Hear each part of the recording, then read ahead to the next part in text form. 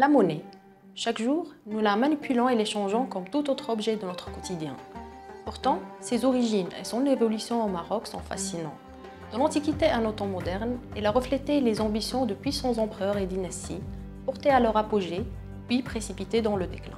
Cristallisant les enjeux politiques, sociaux et économiques de diverses époques, elle offre un précieux témoignage sur notre identité. Plongée dans la formidable histoire de la monnaie au Maroc. Nous sommes au 5e siècle avant Jésus-Christ. La Méditerranée, berceau des plus grandes civilisations du monde, connaît une grande effervescence alimentée par une multitude de flux guerriers, coloniaux et commerciaux. Au carrefour de ces mouvements, l'Afrique du Nord, que l'on appelait Libye à l'époque, assiste à la naissance d'une nouvelle civilisation influencée par les empires grecs, romains et phéniciens. Portée par ses inspirations, la monnaie prendra forme d'abord en Numidie, actuelle Tunisie, au 4e siècle avant Jésus-Christ, pour financer les guerres contre les Grecs et plus tard contre les Romains. Celle que l'on appelait Carthage à l'époque frappe un monnayage en or, les statères. Les Carthaginois pouvaient voir sur ces précieuses pièces la déesse mère Tanit et le cheval, animal symbolique de la ville de Carthage. Un siècle plus tard, les Agélides ou rois d'effigie, représentant également une titulature royale transcrite en caractère punique, la langue officielle du royaume de Carthage. Jouant des coudes avec Bocchus Ier, des cités autonomes du royaume de Maurétanie tiennent à produire leur propre monnaie en bronze. D'un style archaïque, elle représente des dieux protecteurs de la cité, des symboles agricoles et maritimes, ainsi que des signes astraux reflétant à la fois les croyances religieuses et l'économie de l'époque. Les pièces qui ont circulé dans ce Maroc antique sont réalisées par coulage, une technique apparue pour la première fois en Chine au 3e siècle avant Jésus-Christ. Ce procédé consiste à verser du métal fondu dans un moule reproduisant en creux la forme de la monnaie. En Chine, le coulage servait à la fabrication de pièces en bronze. Les sapèques, dont l'une des spécificités était leur perforation de forme carrée au centre. La fabuleuse histoire de la monnaie au Maroc connaît un tournant capital en l'an 25 avant Jésus-Christ avec l'intronisation de Jouba II. Souverain amazigh au parcours singulier, Jouba II a été élevé à la cour impériale de Rome et a ensuite épousé la fille de la reine d'Égypte, Cléopâtre, et du général romain Marc-Antoine. Cette union est commémorée par la frappe d'un auréus en or figurant à la tête diadémée du roi Jouba II, accompagné de sa titulature royale en latin. Il est également possible d'y voir au revers le nom de son épouse, Cléopâtre, et le symbole d'Isis en référence aux origines égyptiennes de la reine.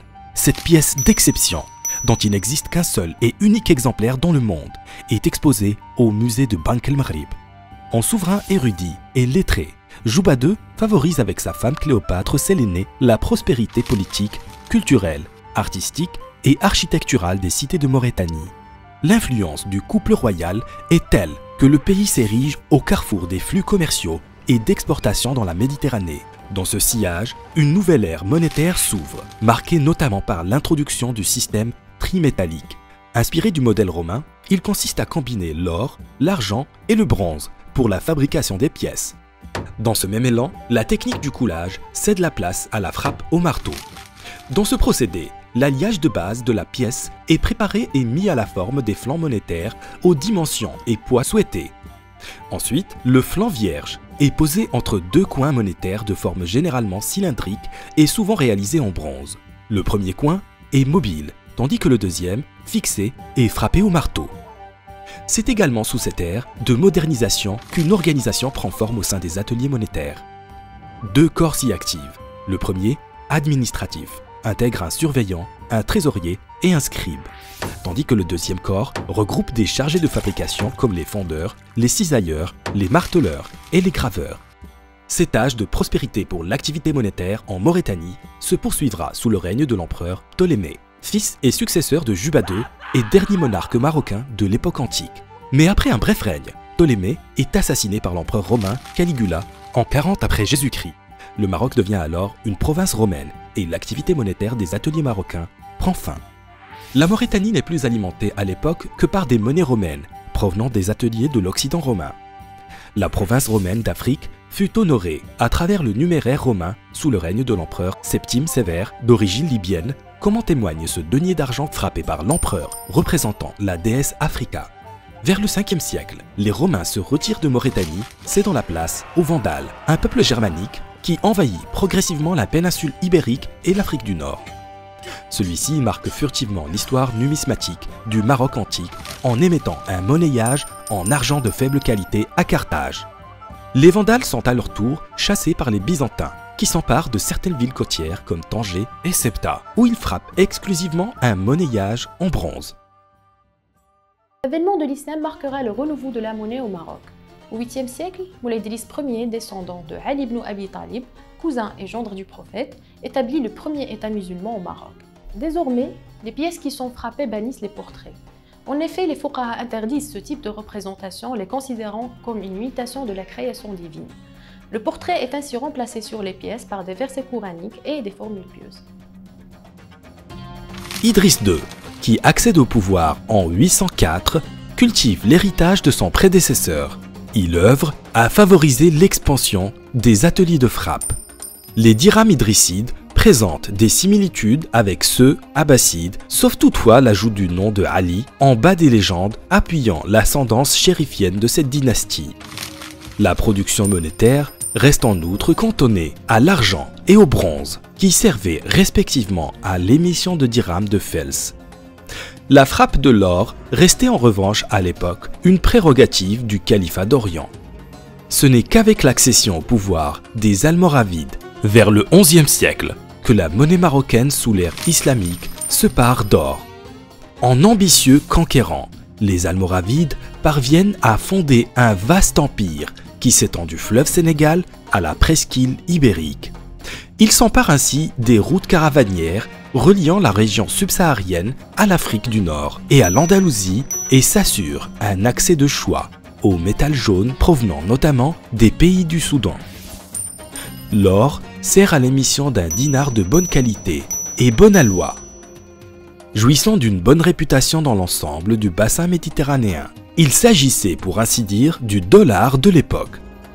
L'aura du dinar almoravide sera telle qu'elle encouragera le roi Alphonse VIII de Castille à imiter cette pièce d'exception. Il en résultera l'alfonsin. Une monnaie adaptant les légendes de la pièce originale au christianisme. Les dynasties qui se succèdent veillent chacune à marquer la monnaie de leur empreinte.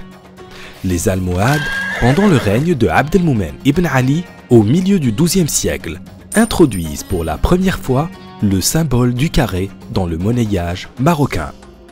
Cette forme géométrique se réfère vraisemblablement aux quatre coins du monde, tout comme elle pourrait évoquer l'édifice sacré de la Kaaba. Aussi, le monnayage almohade se distingue par la transcription de la légende Allahu Rabbuna Muhammadun Rasuluna Al-Mahdi Imamuna, en référence à Al-Mahdi ibn Tumurt, fondateur de la dynastie. C'est en outre aux Almohades que l'on doit l'émission des premières éditions spéciales de pièces. Il en est ainsi de cette médaille en or, valant 10 dinars frappés à l'occasion de la fête de Aïd el-Mawlid el-Nabawi. Une tradition qui a traversé les âges jusqu'à notre époque contemporaine où les éditions spéciales commémorent divers événements. Les Mérinides, qui règnent sur la majeure partie du Maghreb, à partir du XIIIe siècle, s'attellent avant tout à supprimer la référence au Mahdi, adoptée par leurs prédécesseurs. La formule Allahu Rabbuna Muhammadun Rasuluna Al-Mahdi Imamuna est ainsi remplacée par la légende Allahu Rabbuna Muhammadun Rasuluna Al-Qur'anu Imamuna. Ensuite, c'est aux Wattassides, qui n'ont eu de réel pouvoir que sur Fès et sa région, d'apporter leur modeste touche. Leur monnayage s'est limité essentiellement à des qirats, et des dirhams d'argent et des fels en bronze et un faible numéraire en or de moindre qualité. La fièvre de l'or qui a animé la production de la monnaie durant toute cette période redoublera d'intensité vers le XVIe siècle avec l'avènement des Saadiens. Dans son effort militaire pour pacifier le pays et repousser les convoitises étrangères, cette dynastie met à sec les réserves en or du trésor. Mais tenant coûte que coûte à disposer d'une monnaie faite du précieux métal, le sultan saadien Ahmed el-Mansour, qui porte bien son surnom d'Ad-Dahbi, envoie des expéditions militaires au pays du Soudan, Le butin de guerre est impressionnant. Des quantités considérables d'or affluent vers le Maroc. Les chroniqueurs de l'époque racontent que près de 1400 marteaux frappent des dinars à la porte du palais du sultan à Marrakech. Outre ce goût prononcé pour l'or, le monnayage saadien a pour particularité son influence ottomane. Il porte en effet la représentation d'une signature, la alama. Elle est inspirée de la Torah turque, qui servait à authentifier les documents des sultans ottomans. Quand l'État saadien est précipité dans le déclin, son morcellement ouvre le champ à d'autres pouvoirs tels que les Zaouïas, à l'exemple des Shbanat à Marrakech. Leur influence sur l'activité du monnayage restera modeste, avec l'émission en leur nom de dirhams en argent de mauvaise facture et de qualité médiocre. Un véritable renouveau monétaire intervient sous le règne des Alaouites, qui imprime un élan modernisateur sans précédent au monnayage marocain. La dynastie qui prend forme autour des Nirs de Tafilalt, originaire de Yanbu al-Nakhil en Arabie, se retrouve en 1664 à la tête d'un Maroc fracturé. Agissant en unificateur du pays, Moulay al-Rachid émet une nouvelle pièce en argent, la Mouzouna, ainsi que des fels de cuivre. La première monnaie d'or de la dynastie, le Boundouki, est ensuite frappée par Moulay Ismail, un des sultans les plus emblématiques de l'ère alaouite. Cette pièce doit son nom à son étalonnage sur le séquin de Venise qui constitue la monnaie de référence du commerce à l'époque dans le bassin méditerranéen. Par la suite, sous le règne de Sidi Mohammed III, retenu par les historiens pour ses qualités de fin diplomate, une nouvelle monnaie voit le jour, le mitral. Fait singulier, cette pièce frappée à Tétouan porte une inscription coranique qui met en garde les thésaurisateurs. وَالَّذِينَ يَكْنُزُونَ الذَّهَبَ وَالْفِضَّةَ وَلَا يُنْفِقُونَهَا فِي سَبِيلِ اللَّهِ فَذُوقُوا مَا كُنْتُمْ تَكْنُزُونَ. Autre pièce notable de l'époque, le matbou', une pièce en or fabriquée en Espagne à la demande du souverain, portant l'inscription Doriba bi Madrid. Imposée par l'autorité espagnole, en lieu et place de la ville, vient interrompre cette période prolifique pour l'activité monétaire. Pour comprendre le procédé de coulage qui avait connu ses heures de gloire pendant l'Antiquité, il ordonne le moulage d'une série de fels qui se distingue par la représentation de l'étoile de David. C'est le siècle du fels coulé. Moulay Hassan Ier le prolongera pendant les 10 premières années de son règne avant de raviver l'esprit d'innovation qu'a connu le monnayage au Maroc sous le règne alaouite. Moulay Hassan Ier initie en effet une réforme monétaire profonde, matérialisée par la création d'une monnaie d'argent forte.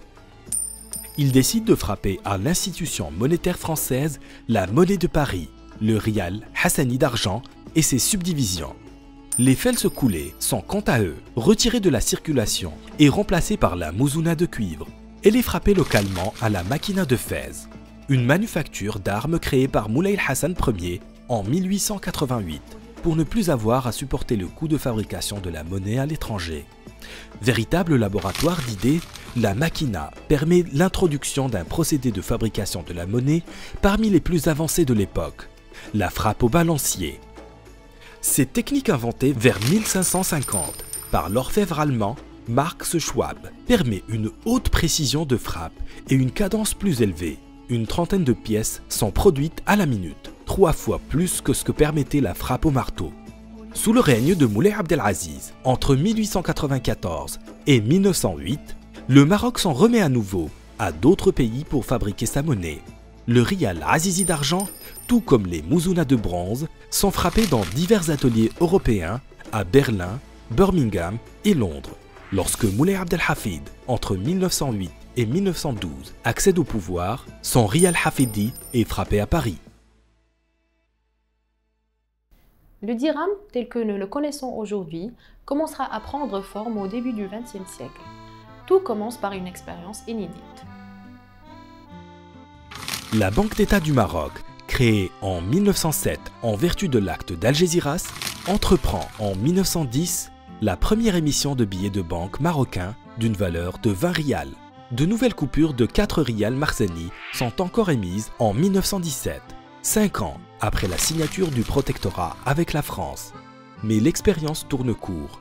La population marocaine de l'époque, subsistant d'agriculture et d'artisanat, se montre réticente à l'usage du papier-monnaie.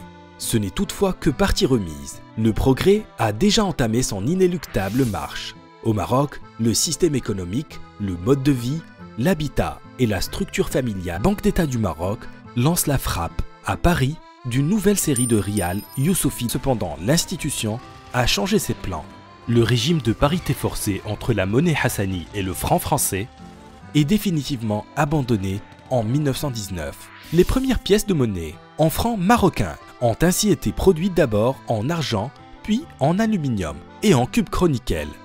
Parallèlement, plusieurs types de billets ont été émis lors du protectorat français. En dehors des émissions de nécessité réalisées en période de crise afin de subvenir aux besoins de la population, les billets coloniaux sont d'une esthétique très aboutie. Ce billet d'essai de 500 francs, imprimé en Angleterre, affichant une statue équestre du maréchal Lyautey devant la Banque d'État du Maroc, en est un beau témoignage. Ensuite, la Deuxième Guerre mondiale fera prendre à la monnaie marocaine un tournant inattendu. La Banque de France délègue en effet le privilège de l'impression des billets de banque marocains aux États-Unis. Il en résulte des produits pour le moins singuliers, des billets libellés en francs dont le style rappelle le dollar américain.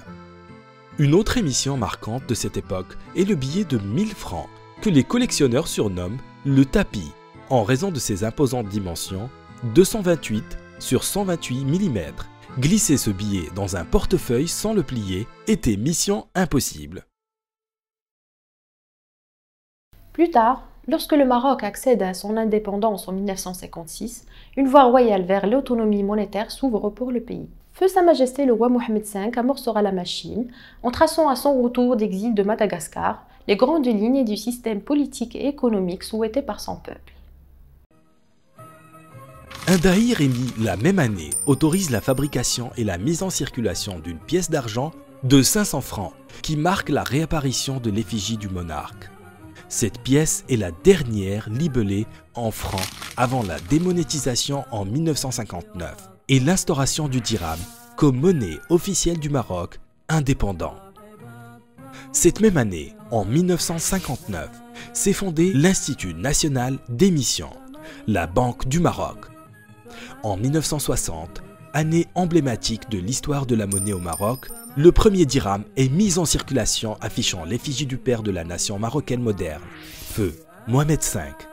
Pour gérer au mieux la transition entre le franc marocain et le dirham, des billets en francs sont surchargés en 1959 en dirhams avant l'émission l'année suivante de nouveaux billets de 5 et 10 dirhams à l'effigie de feu Mohamed V. À l'intronisation du défunt souverain Hassan II, l'émission monétaire est inaugurée par la frappe de pièces d'argent de 5 et 1 dirham, datée de 1965, ainsi que d'un billet de 50 dirhams. À partir des années 70, le Maroc confie la fabrication de sa monnaie et de ses billets à la société Thomas Delarue à Londres avec une thématique nouvelle, plaçant le royaume sur la voie du modernisme.